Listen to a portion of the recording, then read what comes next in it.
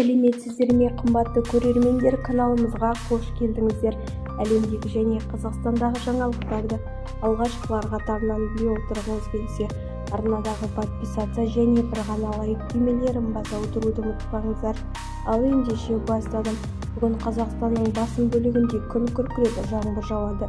Циклон ықпал етіп атмосфералық фронтальды бөліктердің өтуіне байланысты 3 шілдеде еліміздің басым бөлігінде күн күркіреп бұршақ жауады. Республиканың солтүстігінде, шығысында және орталығында нөсер жаңбыр жауады. Қазгидромет РМК мәліметінше, тек еліміздің оңтүстігі мен оңтүстік батысында жауын-шашынсыз ауа райы сақталады. Республика бойынша жел күшейеді. Түнде және таңертең солтүстік және солтүстік батыста тұман түседі. Алматы облысында, Павлодар облысының орталығында, оңтүстігінде, шығысында, Ұлытау облысының орталығында, солтүстік батысында, Абай облысының орталығында, шығыс Қазақстанның солтүстік батысында, Атырау облысының батысында, шығысында, батыс Қазақстан облысының солтүстігінде өрт қаупі жоғары болады.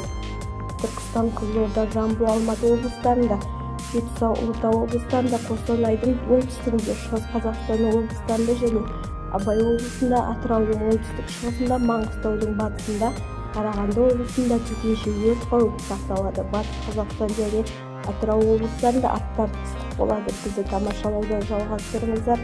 Сау саламатта болыңыздар.